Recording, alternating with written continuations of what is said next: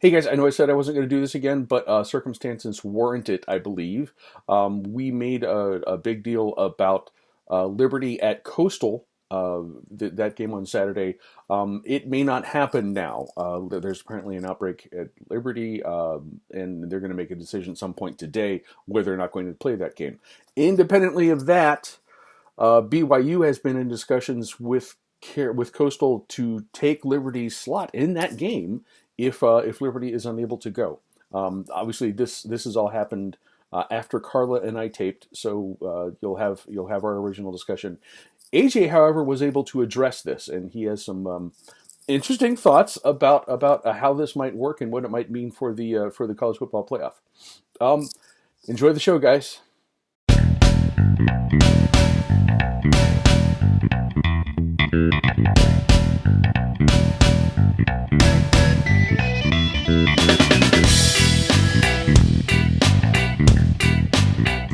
Howdy, boys and girls. Welcome back. It is week 14 of the college football season, week 14 of the Carla and Crappy Show.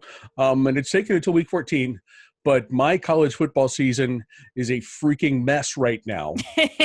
And I'm going to introduce Carla, who's going to say, hey, pal, welcome to the club. Exactly. Welcome to the club. Yeah, we have no idea. Have we not learned this in 14 weeks? No, we've learned this over and over and over and over. And we're still learning it. And we're still learning it. That is a lesson that's going to be reinforced until the last game of the season has been finished, I'm sure. Congratulations on getting a win for Penn State last weekend. Hey, the statute still holds. Never trust a Harbaugh. Yes, that is absolutely correct. As the Pittsburgh Steelers could attest, since that game hasn't.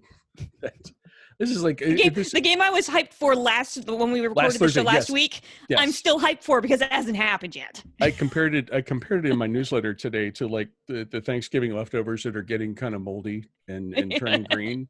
It's like that game has been on the radar for so long. And preempted due to a Christmas tree. And Days of Our Lives. It's just nestled right in there. Actually, you don't get much better time slot than that. I mean, right? You have Days of Our Lives as the lead-in, and people are going to hang around for the Rockefeller Center Christmas tree. But we've already spent way too much time talking about pro football when we have plenty of college football to talk about. For now, anyway.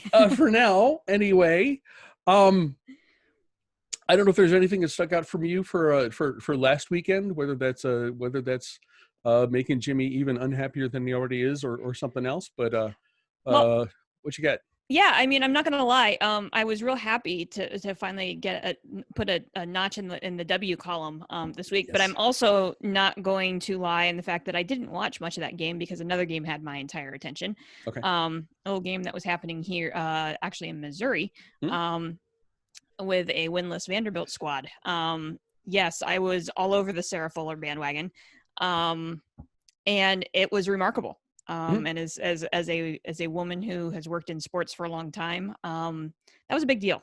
Yeah, that was a real big deal.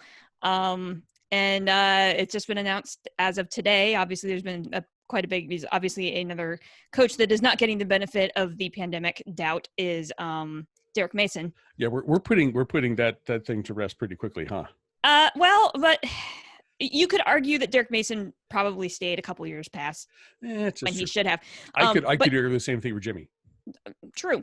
But a winless season, yes. Even in a pandemic, they couldn't cross the 50 last week against a Missouri squad that's just so yeah, I get it.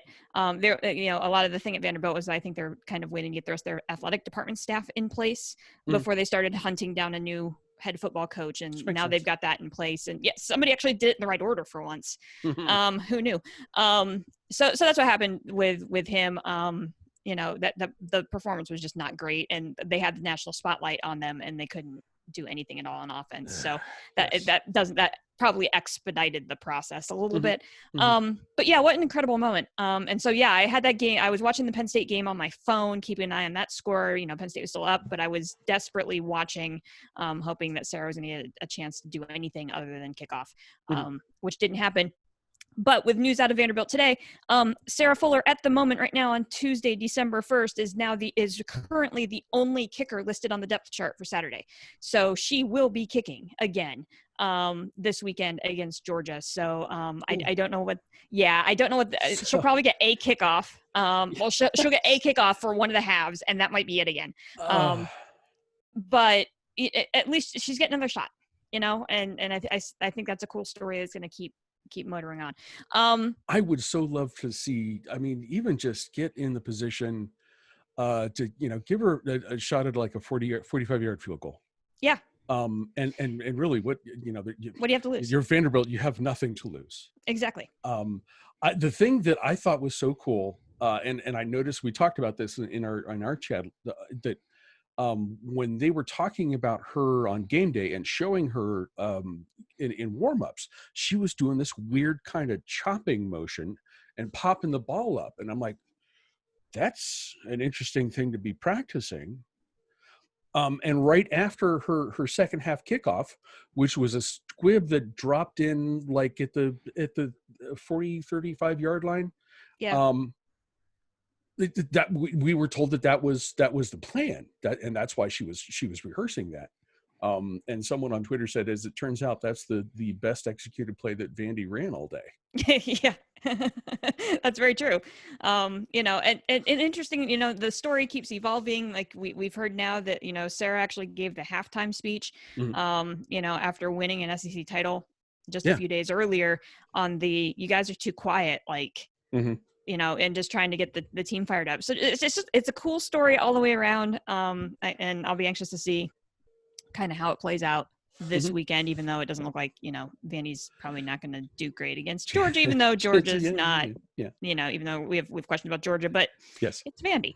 The only other thing that I had from last weekend was, even in a weird year, even in the year where we're shrugging our shoulders and going, we have no idea. Pac-12 gonna Pac-12. With I watched Oregon State beat Oregon. Yes. In the fog. Yes. With terrible officiating. And I was like, if that's not the Pac-12, like, wrapped up in a bow and like place it under all of the Christmas trees that we all just put up because we're tired of this year and we're ready for it to be over, I don't know what else is. Okay. No, that's true. That's absolutely true. Even in the year where there's a potential opportunity to sneak into a playoff because everything else is a mess, and we don't know what's, we hope Ohio State's going to be eligible, but we don't know. And so there's all these questions up in the air, and the Pac-12 has a legitimate shot to get a good team slip into the playoff. We talked about Oregon last week. Yeah. And then that happens, and immediately all credibility is just like, nope, still the same Pac-12. Just when we're ready to give you guys the benefit of the doubt, right. You go and do that thing. Okay, that was my football weekend. Okay. I mean, my football weekend, the emotional part of my football weekend was wrapped up in a game that did not happen. Yeah. And it got down to the point where everyone's looking at the math and how many games have to be canceled if this happens and that. And so what I'm left with is Ohio State cannot miss playing any more games if it wants to make it to the Big Ten title. I have not listened to AJ's segment. I am sure he's going to openly advocate for that to happen, because he's already said so in other places. Yeah. At least he wants the Michigan State game, which is scheduled for this weekend, be called off. And then Ohio State gets to take out everything on Michigan in the final week of the season, which, okay, I'm good with that. That's fine. And honestly, I as a fan, it's frustrating, but all along you and I both expressed the opinions that everyone has to be careful this year. Yeah. And that's, we can debate whether or not the Big Ten's COVID policies are excessive, but they are what they are, and they are in place for a reason. And if your team is bumping up against those thresholds, then pausing is the right thing to do. So right. I'm going to be okay if that's how it works. I'm going to enjoy the hell out of watching Indiana or whoever it is playing in the title game. We'll get to that. And the fun part is that nothing says, like, there's still the outside possibility here. And not a lot of people are talking about this. The playoff has not said that there's a minimum number of games you have to play. Correct. So there is a distinct possibility that if you look at the way, and I know we're going to talk about the rankings here, but if you look at the way the rankings are shaping up, I still think there's a distinct possibility that Ohio State doesn't play enough games to qualify for a Big Ten title game, but could still potentially get into the playoff as a number 4. Like, I think that's still a possibility in how wacky this season is. Yeah, I mean, it's a possibility. My sense, there are a couple of things that I'm struggling with. Number one is I'm not sure that would be enough. And I think there are, and I'll get into this in just a second, there are paths for teams to get in, maybe from unexpected places, unexpected routes. So it's like, and the other thing is, I'm not sure I want to see what Alabama or Clemson or even Notre Dame could do to Ohio State's pass defense. I'm not sure I need to see that this year. Man, I would love to see what Justin Fields could do against the defenses of any of those teams. But he would have to score a lot. That's going to be the thing. I wanted to mention the ACC. My Notre Dame fan pointed this out to me, and I read up on it a little bit. And the conference is doing a weird thing. This was just announced today. That seems to kind of safeguard the notion that they would get 2 teams into the playoff. And they basically said, and this is from the health committee. They're going to evaluate Notre Dame, Clemson, and Miami on a 9-game schedule. And I haven't looked at Miami's schedule, but I guess Miami's down a couple games that have been canceled or postponed. Mm-hmm. After this weekend, Notre Dame and Clemson will have played 9 games. The way that this thing was figured out, Notre Dame is already, unless they were to lose at Syracuse or against Syracuse, and no, they're in the ACC title game. Yeah. Clemson, no, they're in right now. Notre Dame is in right now. Clemson must win against Virginia Tech, where they are 20-something point 22 point favorites. Yeah. Okay. Then the ACC title game is settled.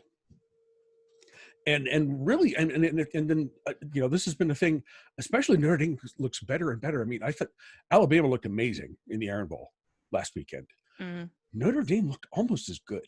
The Notre Dame's defense against a really, really good North Carolina offense, after like the first quarter, played really well.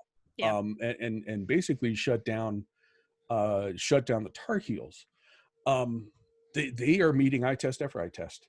And that's even beyond the win that they had over Clemson. So I unless something would happen like they were to lose by 30 points to Clemson in the ACC title game, I think Notre Dame is in. I think Alabama's in right now. Notre Dame is in right now.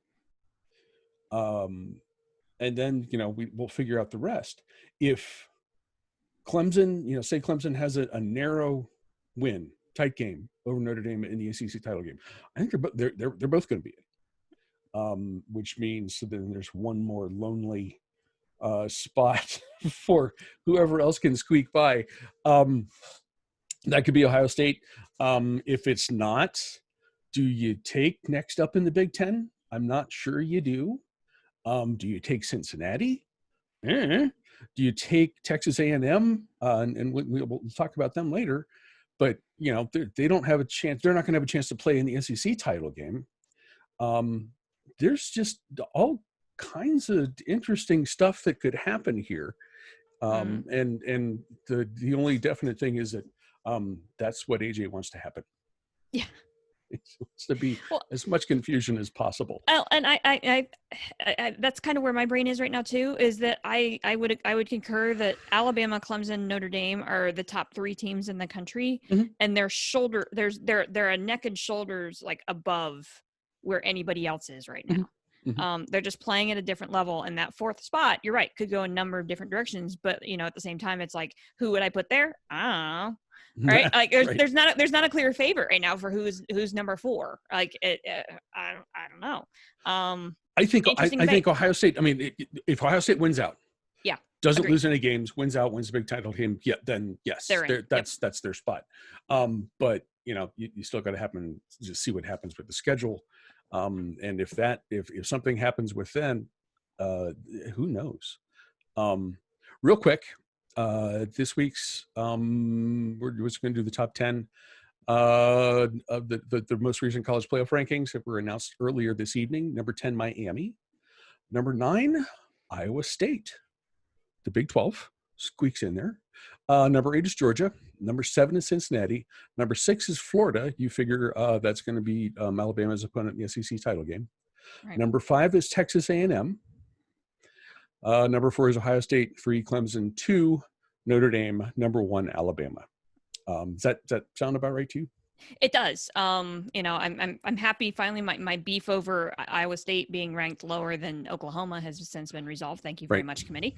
But that was a heck of a comeback win. That game looked like Texas had that one in the bag, and then Iowa State came back and won that game.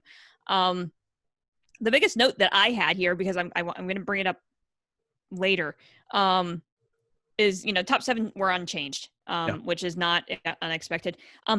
Oklahoma State jumped 8 spots to number 15. Yes. With a 6-point win over Texas Tech. I don't know if somebody lost a bet on that or what that was. But yeah, that seems a bit much. Yeah. That was the biggest head scratcher. Oregon down 8 spots, which we knew was going to happen when you lose to Oregon State. Yeah. But everything else looked pretty, it was kind of right where it was. And BYU finally moved up a spot, and they didn't even play this week. So again, BYU, no respect. But they moved up a spot because that's just kind of how it worked.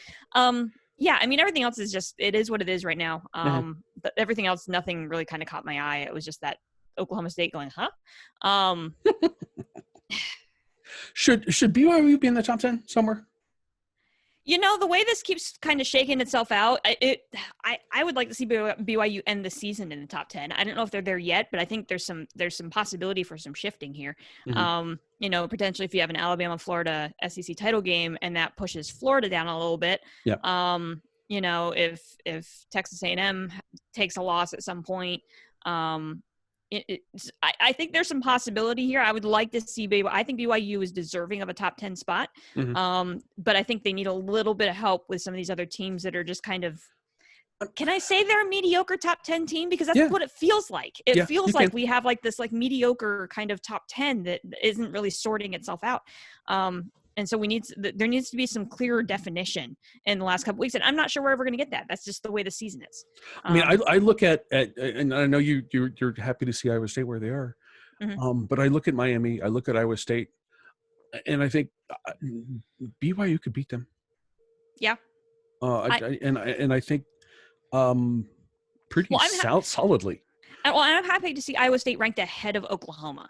Because I felt all along that's because they had the head-to-head. I'm not sure they're a top 10 team. They play in the Big 12. The Big 12 is what it is. I'm not sure that qualifies them for the top 10. I'm happy that they're ranked the top team in the Big 12 because that's where they should be. I don't know if I would have them at 9. I'd probably have them at 11. Okay. I don't know if they're a top 10 team because the Big 12 is what it is. Okay, that sounds good. We're going to give. I've been name checking AJ a lot.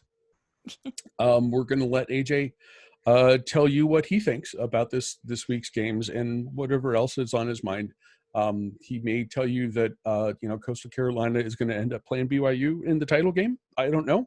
He would like to see that. I guarantee you he would like to see that. But AJ, I'm going to let you speak for yourself. Go ahead. Hello, everyone. It's time for this week's Group of 5 report. We've got to keep things moving. We got a lot of things to talk about. All of the games and news that we're going to talk about here are all subject to change. Everything's the worst. On Friday, we have the University of Louisiana at Lafayette, aka Louisiana, heading to Boone, North Carolina to play App State. Louisiana is one game away from their rematch with Coastal Carolina in the Sun Belt title game.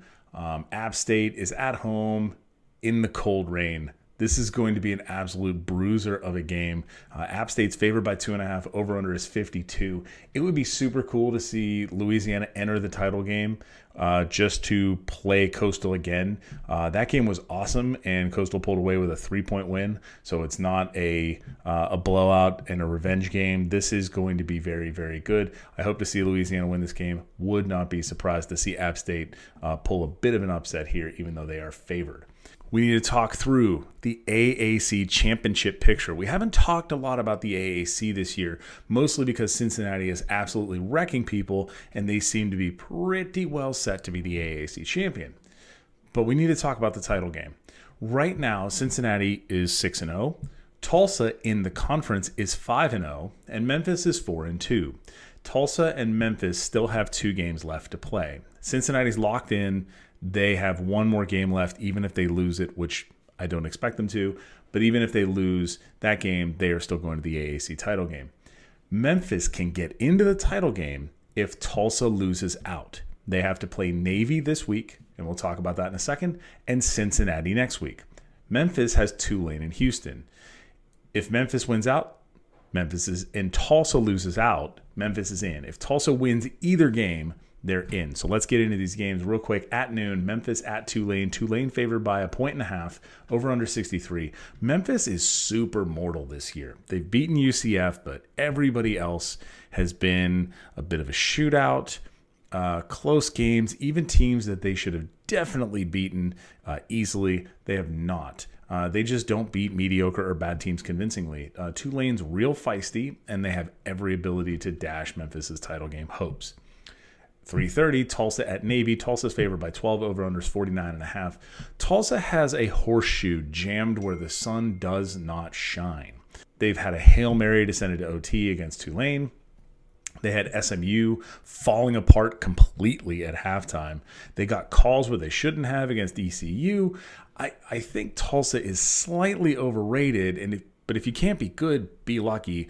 Navy is not good enough to beat Tulsa. Tulsa's win over Navy would set up next week to be, in essence, an exhibition of the AAC title game in which Tulsa would play Cincinnati in consecutive weeks. We were going to talk about Liberty and Coastal.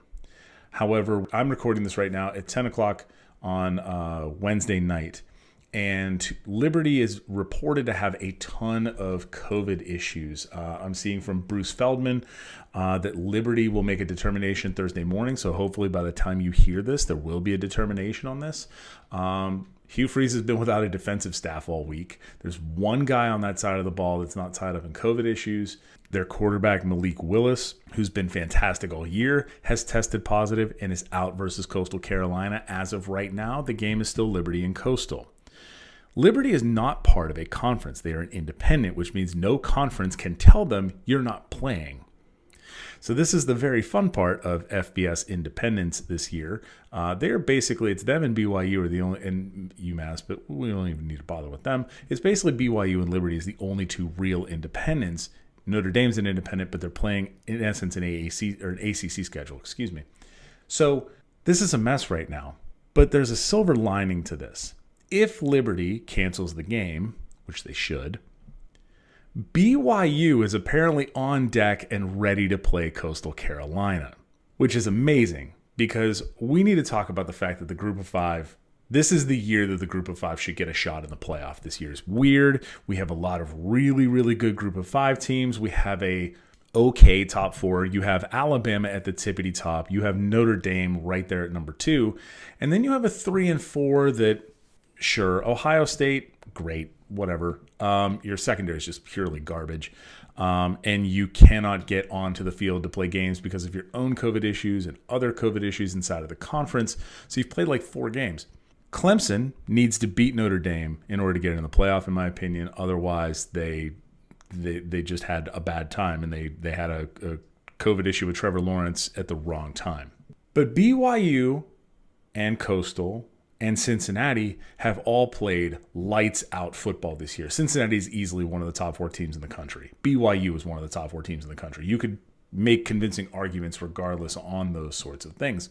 In fact, ESPN put out a bunch of numbers that basically said BYU is favored against everybody but a top 5. They were a pick 'em against Georgia. They were favored by 3 over Northwestern before Northwestern lost to Michigan State last week.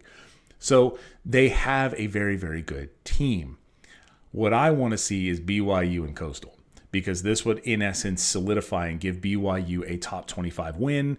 That would bump them way up in the polls. They got disrespected in the first one. They didn't get enough respect coming back on the second week. So BYU needs to be at least in the top 10, if not the top 5. Cincinnati's in that same boat.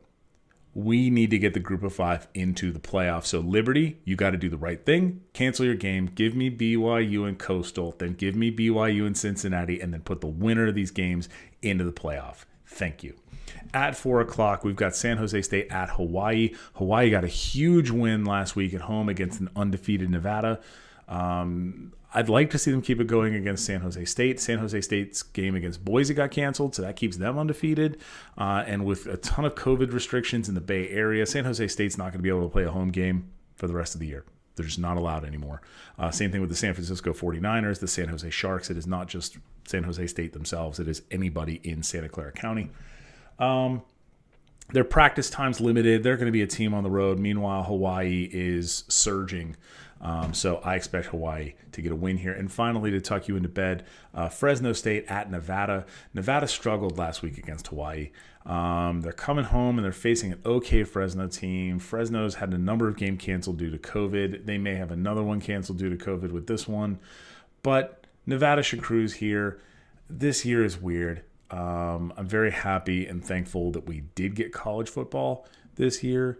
However, we got to kind of play on our toes. One of the things I'd like to see going forward is that we actually get to keep this sort of like weird scheduling. And I would love to see college football take on one of college basketball's greatest things, which is the Bracket Buster Saturday. It's an open Saturday, and then ESPN, Fox Sports, CBS, whoever puts games together and says, okay, you got to play this game. It would be amazing to have an open week in the middle of the season where it's like, all right, Alabama, you're playing Clemson. Just let's get out there. Let's really show who's really in charge here and actually start to set these sorts of things up. This is what the playoffs should be doing. Instead, they're watching and trying to like pretend eye test and analytics, and it's just a P5 protection racket. Put the G5 in the playoff. This has been your Group of 5 report. Oh, by the way, speaking of Group of 5 games, Penn State's playing Rutgers this week. Whee! Thank you, AJ. As we continue to talk about this stuff, another team that we mentioned this earlier that's in the mix is Texas A&M, which brings us to our games starting at noon on Saturday. Number 5, Texas A&M. Oh, I didn't update these rankings. Number 5, Texas A&M still. I don't know about Auburn. Is Auburn Auburn ranked? is unranked. Yeah, Auburn at unranked Auburn. Texas A&M is favored by 7. Although the mysterious ESPN matchup predictor has a 53% in favor of Auburn winning this game. What do you think here? Yeah, I'll get to that in a minute because that caught my attention too. So yes, I do love to talk about my favorite SEC quarterback, Bo Nix. And I will say this: Bo Nix does play better at home. That if you look at his numbers, he definitely plays better at home. The challenge for Auburn this week is the fact that they have to have a rushing attack to be successful on offense. And Auburn hasn't had that as of late. In fact, they haven't had it since they missed, some time due to pandemic reasons, where they went like 21 days without playing. Tank Bigsby, again, best running back name in the SEC, was questionable heading, and we talked about that last week about the Iron Bowl, that he was questionable against Alabama. He did play against Alabama, but he wasn't effective at all because of that hip injury that he sustained. And he's again listed as questionable for this weekend. So that doesn't bode well for a run game that just really hasn't gotten going. It started the season strong and now it's just kind of ground to a halt. And that's not a good thing when you're playing Texas A&M, whose run defense is exceptional. They're only allowing 87 yards per game.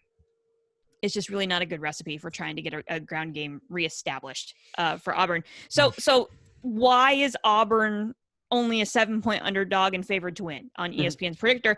And the only thing that I can come up with is that if you watched Texas A&M last week, you went, meh. Yep. They only had 267 yards of offense. They had one offensive touchdown on a 2-play drive. The only other touchdown they scored on the game was a pick six. Mm-hmm. They settled for 2 field goals. Mm-hmm. They just haven't done a lot on offense recently. And statistically, they're not a high-powered offense. They never have been. Does it matter that they had 2 straight weeks of postponed games before going into LSU, which and LSU is improving, right?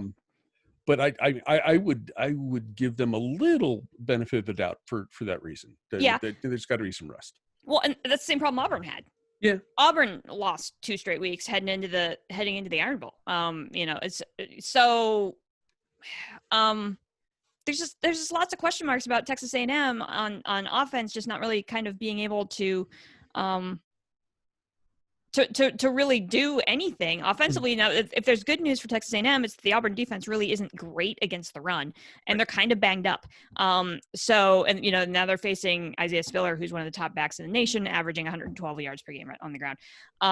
So I see this as, I don't know if Auburn's gonna be able to score, right? Because they just going up against this Texas A&M defense that's going to stop their run game, and they're going to have to rely on the arm of Bo Nix, which hasn't done well for Auburn this season. When they only rely on Nix, it's not good. Right. But you have a Texas A&M offense that hasn't done much lately.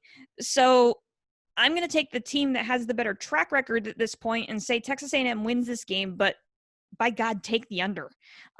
We joke about the 9-6 SEC games. We might have one on our hands at noon on Saturday. I like, this game really could be a 14-10 game, or it could be it's going to be a super low. I would be stunned if it was a high scoring affair. So I'm going to say the Aggies hold on to win. It's not going to be pretty. It's going to be a low scoring game to take the under. Okay. I won't. I can't sugarcoat this. I absolutely wrote off Texas A&M at the beginning of the season.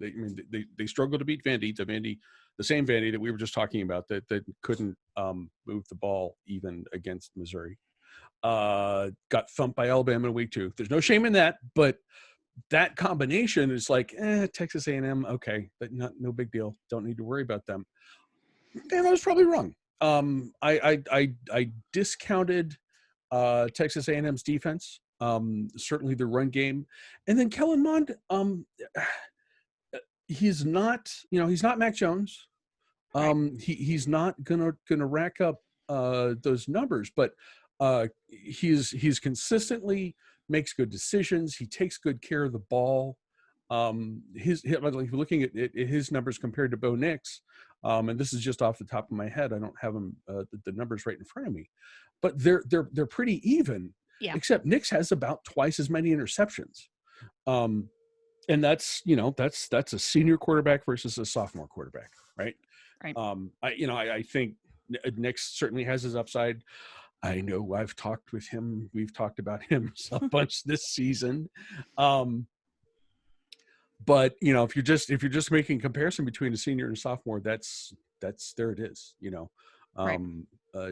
Taking care of the football and not throwing it at the guys in the other jerseys. The defense has stepped up a lot. They were giving up in the first 3 games. Some of this has to do with opponents, but they gave up 34 points a game their first 3 games. They're giving up 13 points in their last 4. That's an interesting illustration of how that unit has turned its season around. You still got to worry about Bo Nix. 10 touchdowns, 1,800 yards passing is a solid year. Most quarterbacks would be happy with that. but if it's all on his shoulders, as you said, he doesn't feel like he's quite ready for that pressure. So Auburn's at home, and that comes to play a little bit in the SEC games, but I don't think that's going to be nearly enough for them to beat Texas A&M on Saturday. I think the line's about right. I have no idea what the over-under is. Taking the under is probably the right idea. Would be my suggestion. At 3:30 on Saturday, Carla's favorite team in all the land, number 12 Indiana, visits number 16 Wisconsin. Wisconsin is favored by 14. Although that may have something to do with Indiana's quarterback, I suspect. Yeah, and that number's rising, because when I started working on my preview, it was at like 9, and then like within the hour it went up to 10, and then it went up to 13. So, so yeah, and I wish this game was being played under more normal circumstances without the injury, but because we know the Wisconsin defense is pretty dang good, especially against the run. And even in their loss, like their defense is still really, really good. Running's not Indiana's game. Indiana was relying on the arm of Michael Penix. That was, he was the offense. And Tom Allen confirmed today or yesterday that was a torn ACL. And so Penix is done. Welcome to Big 12, Jack Tuttle. He did okay coming in the Maryland game. He was 5 for 5, which actually he almost had as many yards as Penix did. Penix was not having a good day against Maryland. Right. And so Tuttle did fine. But this is a Wisconsin defense, right? Here's the challenge though. Wisconsin has a freshman quarterback who looked like a freshman against Northwestern. Yes. And he threw 3 picks. Yes. Similar to what Northwestern was able to do to, that's a good Northwestern defense. It's similar to what Northwestern did to Maryland, to Talia in his first start. So the Northwestern defense has a knack of doing this to quarterbacks. Indiana's mojo on defense is forcing interceptions. They have 16. They forced 16 interceptions on the season. That's number 1 in the nation. As you and I are both aware. Yeah. Painfully aware. Yeah. So, pot meat kettle. I mean, that's kind of where we are here, right? Listen, Northwestern exposed the weakness in Graham Mertz, in that he is still a freshman, and when he is pressured, he can still make freshman-like mistakes, even though when he's on, right? But a good defense can force him into some errors. He just showed that 2 weeks ago against Northwestern, and now he's going up against defense that's what they do. Countering that with, but can Indiana score enough points? Because we don't know what Jack Tuttle is going to be able to do with this offense, especially when they relied so much on their quarterback and they don't have a ground game, so to speak. Right. I think Wisconsin wins this game at home because Indiana really needs a quarterback. But yet again, take the under. This is going to be another one of those ground and pound, and it's not going to be a pretty game, because I think Mertz is going to be forced into a couple of picks. Yes. I think Indiana's going to struggle to find their footing on offense, especially in the early going. And this could be an ugly 14-10 on the frozen tundra kind of game. On the frozen tundra of Camp Randall Stadium. Yep. Wisconsin's got too much still cohesiveness on their side, that you got to go with that over a team that's trying out a quarterback for the first time. So Bucky wins, but it's not going to be pretty. Okay. Your assessment of Indiana's defense versus versus Wisconsin's offense is exactly correct. They forced Penn State into turnovers. They forced Ohio State into turnovers. They've done it all year long. There is no reason to think why they wouldn't be able to do that against a true freshman quarterback who's still He's only halfway through his very young and very, very, very short first season as a starter. I'm not sure you can count this. I think he would technically still be a freshman, I think, next year. I don't don't know how they'll figure that out. I don't know how that works. The question though is, say, absent like pick sixes, if Indiana's defense sets up the Hoosiers offense with good field position a few times during the game, can Indiana's offense do anything other than, one play, two play, three play, try a field goal? We have no idea. We have no idea. We actually have some idea about this, and I'm going to be a little bit pessimistic with Michael Penix not running that offense. I don't think they do. I don't think against a consistently good, experienced, well-coached Wisconsin defense. Yeah. Even you get a turnover and you get set up at the Wisconsin 35-yard line. I don't know if you're moving the ball without Michael Penix in Indiana's offense. Might be a great day for Indiana's kicker, but it would have to be if this is going to go. I did just look up the over-under for this game is 45 points. Yeah, under big time all day. I'm thinking thinking Wisconsin wins, and you want to put your money on the under. Okay. Carla, gather yourself. Okay. We have gone out of chronological order so we could properly showcase what I'm calling right now is the game of the century. The game of the century. 2 p.m. Saturday. Liberty at number 18, Coastal Carolina. Coastal Carolina is favored by 7 points. Yes, we have two group of 5 teams in the top 10, but look, let's no mistake about this. This is the 2020 group of 5 Super Bowl. Both of these teams have gone on the road to beat Power 5 programs. The only loss between the two of them as was Liberty's 1-point loss at NC State a couple weeks ago.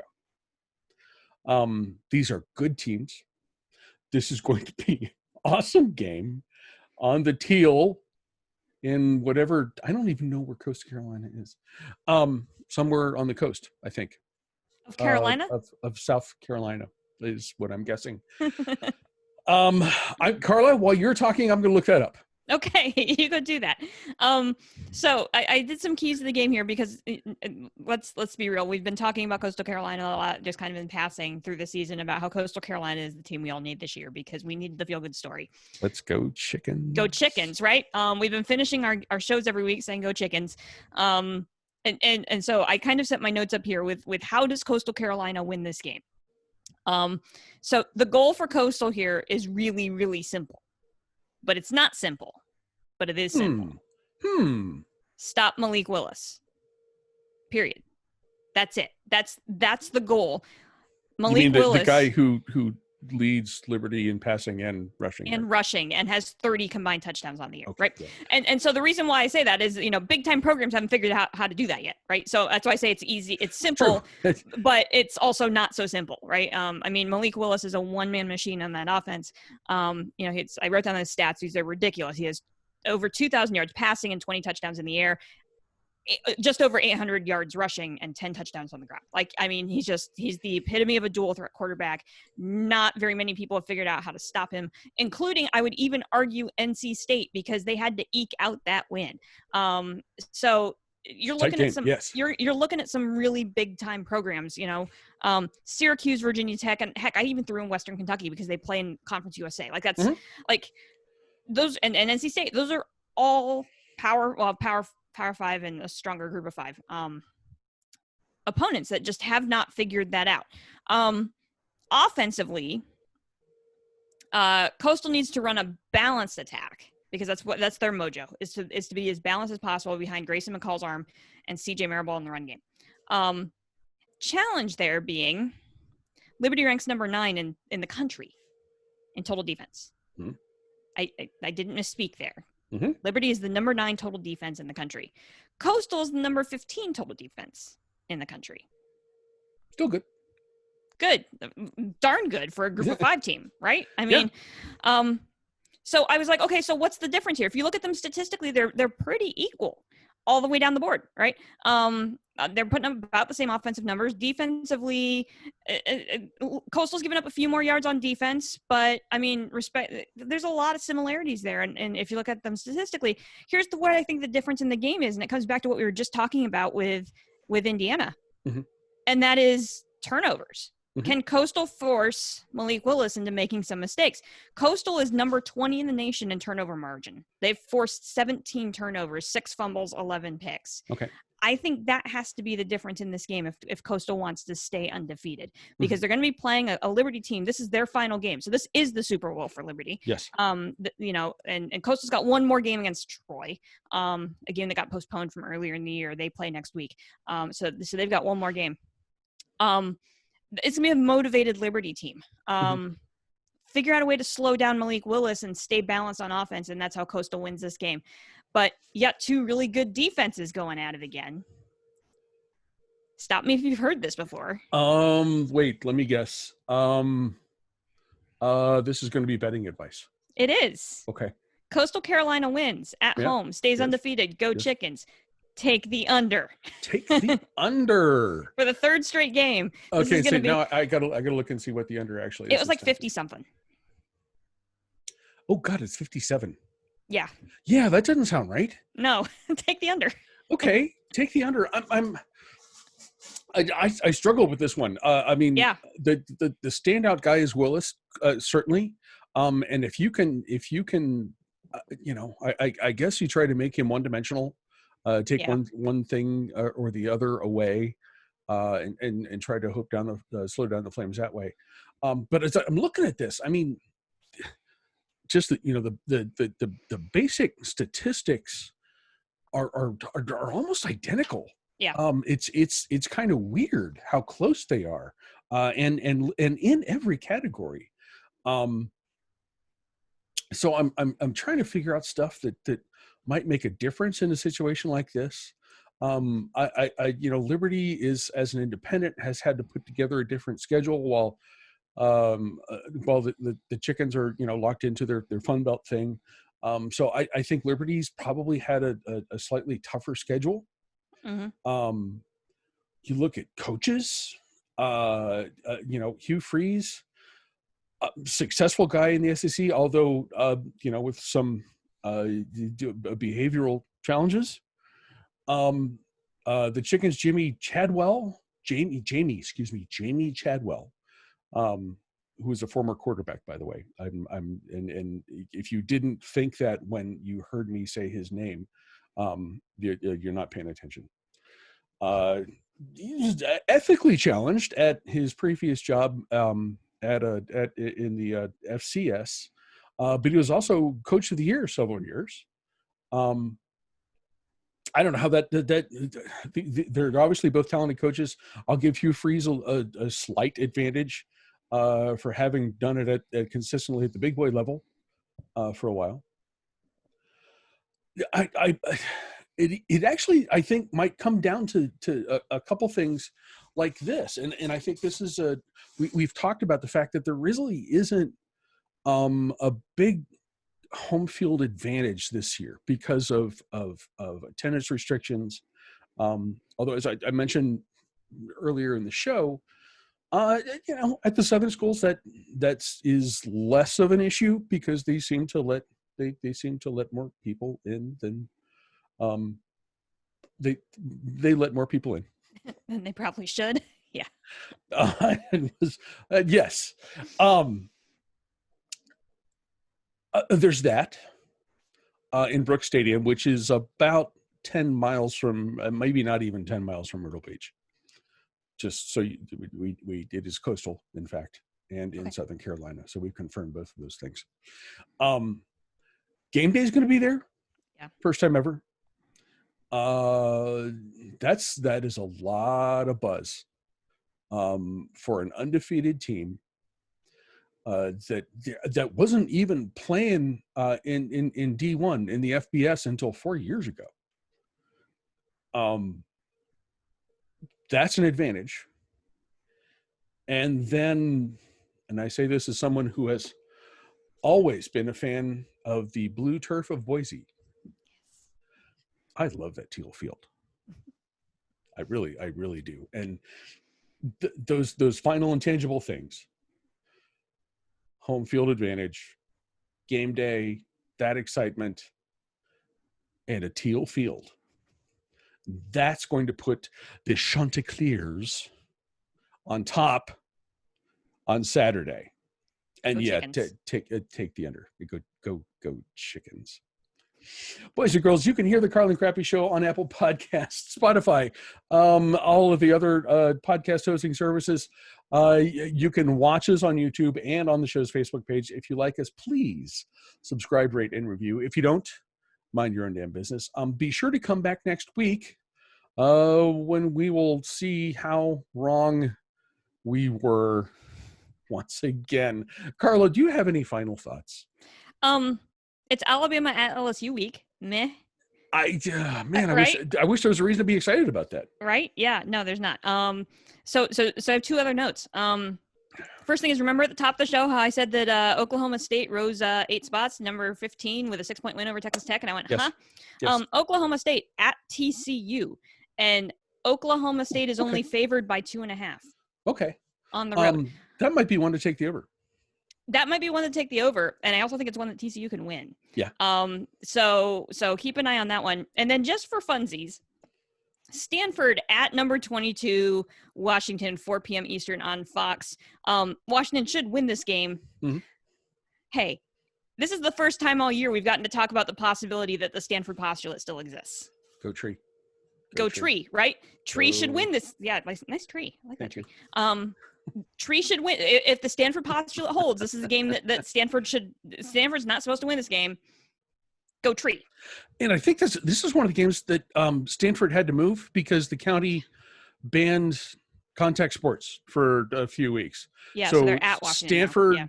Cal, and the San Francisco freaking 49ers are playing in Arizona. Have to play on the road for 2 weeks because the county said no football. Yep. 2020.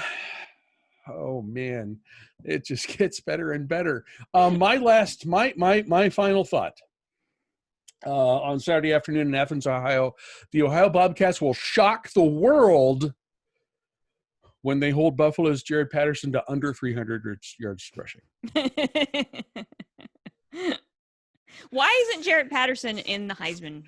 I don't know. That guy, running for 1,200 yards in one game is pretty spectacular. So he deserves to at least be in the conversation. Right? Like I would say give the guy a ticket to New York. I don't know how they're doing the Heisman this year, so that's probably not a thing. But you know what I mean? Like he should be a part of the ceremony. I think they're doing it in the studio in the mothership in Bristol.